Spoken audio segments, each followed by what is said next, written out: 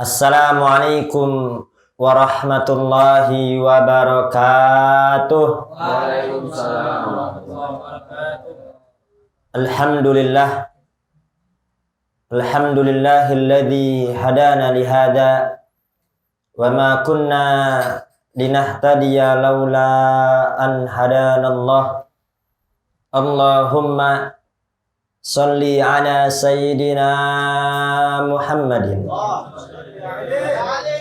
al-fatih lima ughliqa wal khatim lima sabaqa nasiril haqqi bil haqq wal hadi ila siratikal mustaqim wa ala alihi wa sahbihi haqqa qadrihi wa miqdarihi al-azim.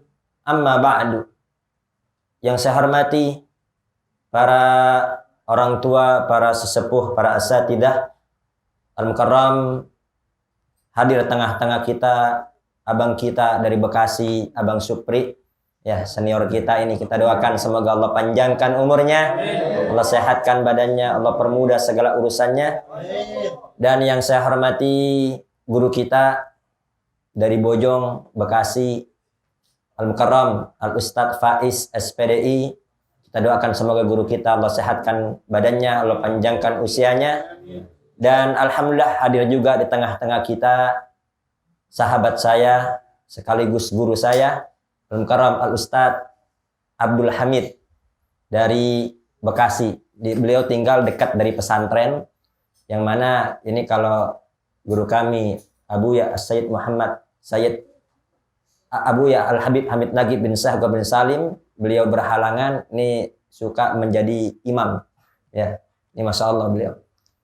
Dan yang saya hormati, Sohibul Bait, keluarga besar Bapak Saiful, kita doakan Sohibul Bait semoga Allah limpahi rahmat dan keberkahan. Segala hajat-hajatnya, segala keinginannya semoga dengan barokah Yasin, dengan barokah Maulid Nabi besar Muhammad sallallahu alaihi wasallam. Semoga segala hajat-hajat Sohibul Bait dikabulkan oleh Allah, dipermudah oleh Allah, usahanya semoga diberkahi, tambah maju, tambah sukses. Dan kita semua yang hadir di majelis ini semoga kita semua mendapat ridho Allah, mendapat rahmat Allah. Semoga bertambah hari, bertambah dekat kita dengan Allah, bertambah sambung hati kita dengan Allah, bertambah bagus ittiba kita kepada Nabi. Dan semoga pada malam ini perkumpulan kita dicatat oleh Allah sebagai amal soleh yang memudahkan kita untuk masuk ke dalam surganya Allah subhanahu wa ta'ala. Amin. Allahumma amin.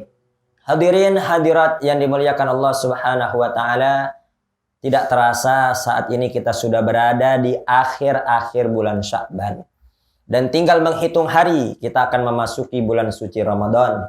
Kita minta kepada Allah, semoga Allah panjangkan usia kita, sehatkan badan kita, Allah berikan taufik, hidayah, ma'unah, semangat ibadah nanti di saat bulan Ramadan. Semoga kita semua mendapat rahmat Allah, maghfirah Allah, wa itkum minan nar. Amin. Allahumma amin. Hadirin hadirat yang dirahmati oleh Allah, perlu diketahui Allah subhanahu wa ta'ala berfirman, qala Allah ta'ala fil Qur'anil Karim, bismillahirrahmanirrahim, syahrul Ramadan alladzi unzila fihil Qur'an hudal linnas wa bayyinatin minal huda wal furqan. Bulan Ramadan adalah bulan diturunkannya Al-Qur'an. Ajaban li amril Qur'an. Ini keadaan Al-Quran sangat menakjubkan. Allah turunkan Al-Quran di malam yang paling mulia. Bukan di malam biasa. Akan tapi di malam yang paling mulia, itu malam Lailatul Qadar. Dan Allah turunkan Al-Quran di bulan yang paling mulia, Sayyidus Syuhur, yaitu bulan Ramadan. Di malam yang mulia, di bulan yang mulia. Dan Allah turunkan Al-Quran melalui malaikat Jibril alaihissalam. Bukan malaikat biasa, akan tapi Sayyidul Malaikah, pimpinan para malaikat. Siapa? Malaikat Jibril alaihissalam. Dari malaikat Jibril disampaikan kepada Nabi besar Muhammad sallallahu alaihi wasallam, Sayyidul Anbiya wal Mursalin. Quran diturunkan kepada Nabi besar Muhammad, pimpinan para nabi dan para rasul, untuk disampaikan kepada khairal ummah. Disampaikan kepada kita sebaik-baiknya umat. Kita menjadi sebaik-baiknya umat tidak lain dan tidak bukan dikarenakan kita umatnya, Nabi besar Muhammad sallallahu alaihi wasallam. Disebutkan di dalam kitab Kifayatul Atqiya wa Hidayatul Adqiya bahwasannya para salafun saleh kita terdahulu mereka punya wiritan Al-Qur'an. Apa tuh wirid? Kebiasaan. Mereka punya wiritan Al-Qur'an.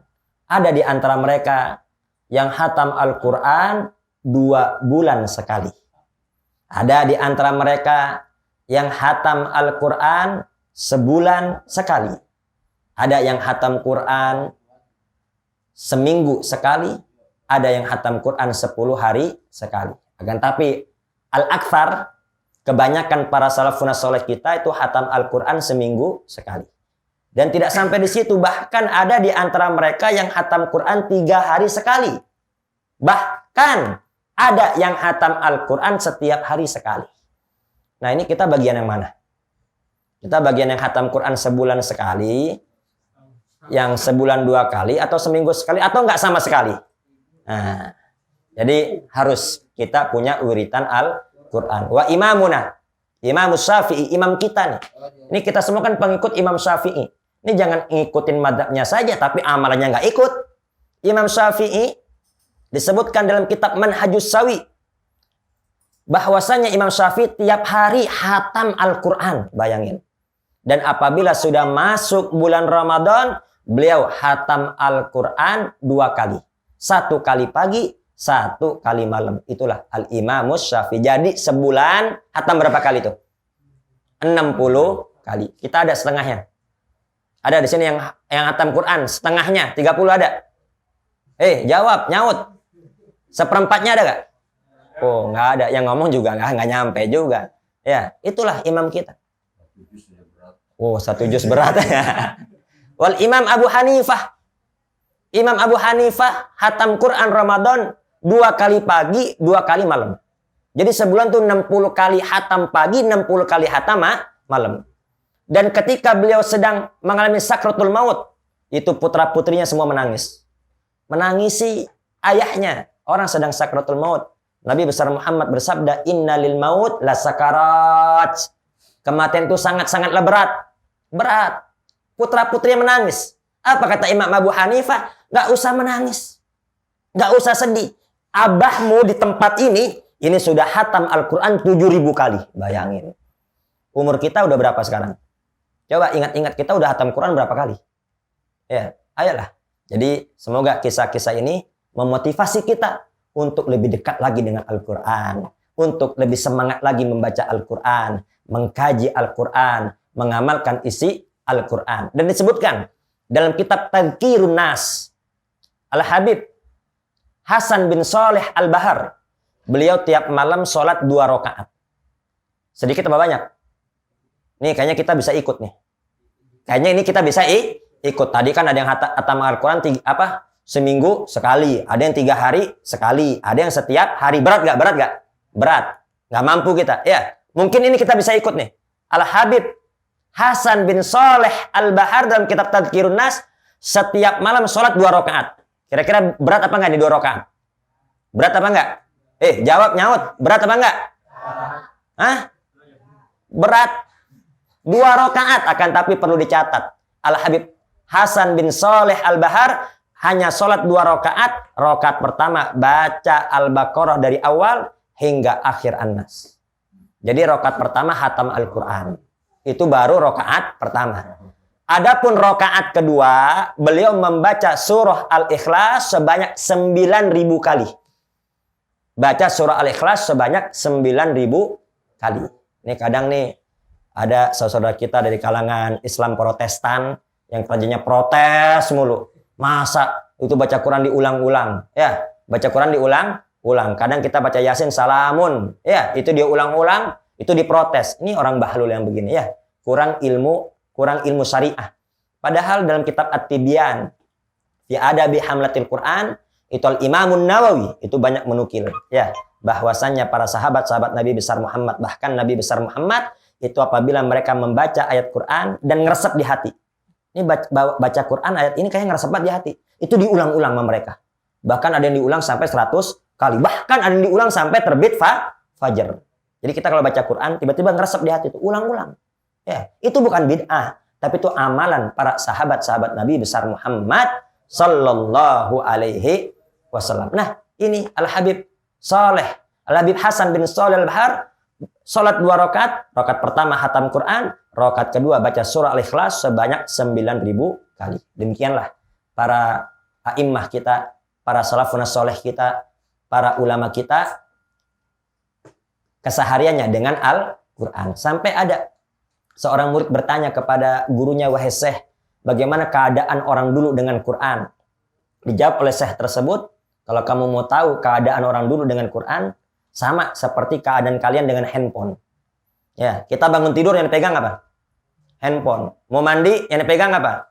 Handphone. Boker sekalipun handphone juga dipegang.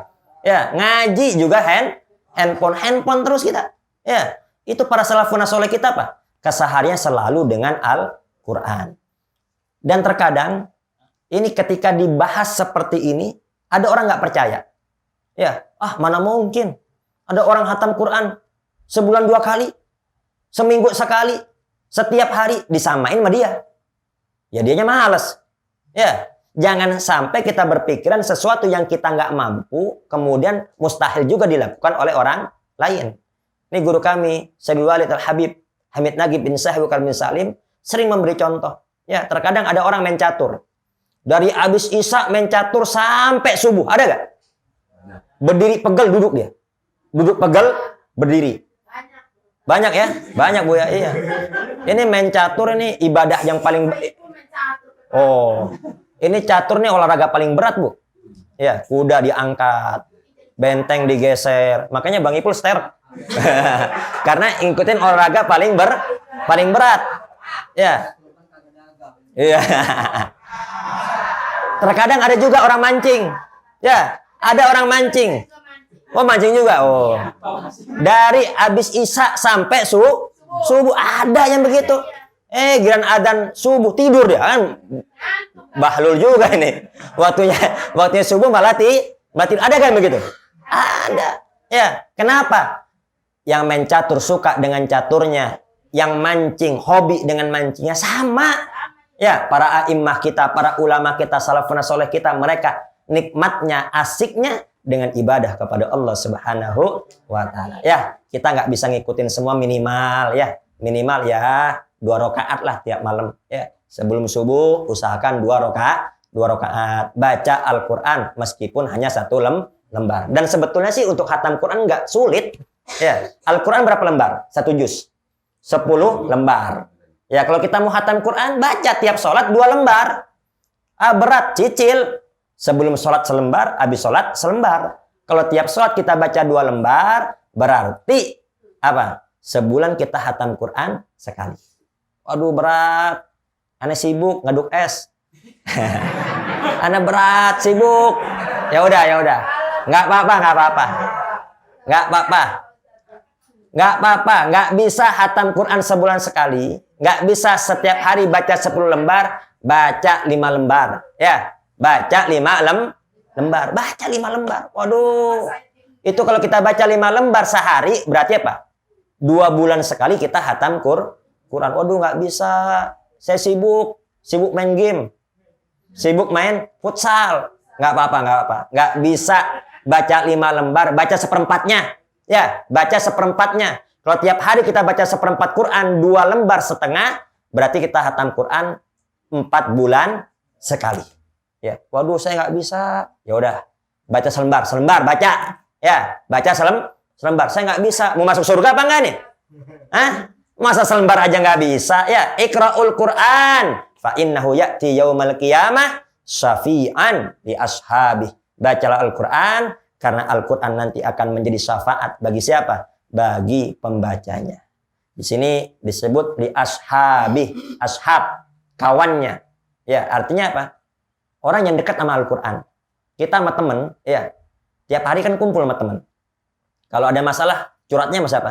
Sama teman.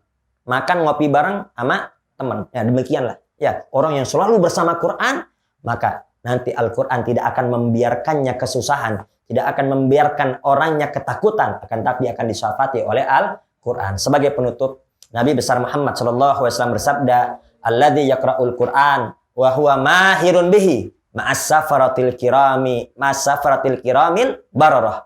Walladzina yaqra'ul Qur'an wa ta'tau fihi wa huwa alaihi syakun lahu ajrani." Nabi besar Muhammad bersabda, barang siapa yang membaca Quran dan dia pandai membacanya, lancar membacanya, paham maknanya, mengamalkan isinya, dia pandai ma'as safaratil kiramil bararah, maka dia akan dikumpulkan bersama siapa? Safaroh. Safaroh itu ar-rusul. Nah, karena para rasul itu kan ada yang mengartikan safaratil kiramil bararah ini adalah para malaikat. Akan tapi di tibyan itu ada di catatan kakinya dijelaskan bahwasanya safaroh ini jamak daripada rusul, itu para rasul. Karena para rasul itu dinamakan juga safaroh li'annahum yusfiruna birisalatillahi ilan nasi ajma'in. Kenapa dinamakan rasul? Karena para rasul selalu musafir, selalu berjalan menyampaikan risalah Allah kepada manusia. Jadi orang yang pandai Al-Quran, dia akan dikumpulkan bersama para rasul nanti di hari kiamat. Amin. Allahumma amin. Saya juga kalau lancar, saya juga baca Quran. Mungkin tiap hari juga saya hatam kali. Saya nggak lancar aja, nggak ada alasan. Ya, yang nggak lancar nggak ada alasan nggak baca Quran. Nabi bersabda, barang siapa yang baca Quran tapi dia berat, nggak lancar, berat, sulit menyebutkannya, ya terbata-bata. Apa kata Nabi? Lahu ajrani, baginya 2 pahala.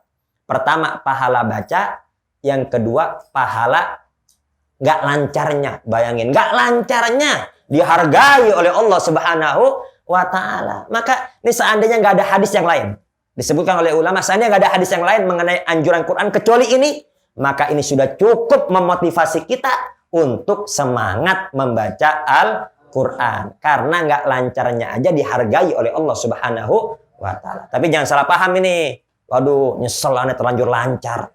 Berarti pahala 1 dong. Enggak. Jangan salah paham. Awas, jangan ada yang ngantuk. Ini tidur tak salah paham ini. Ya. Perhatikan, yang lancar ya tentu lebih utama. Kenapa? Ma'as safaratil kiramil bararah, bersama para rasul, yang ini nggak didapat dari orang-orang yang nggak lancar. Makanya semangat membaca Quran. Nanti anak ikrab, ya, perhatikan sore semua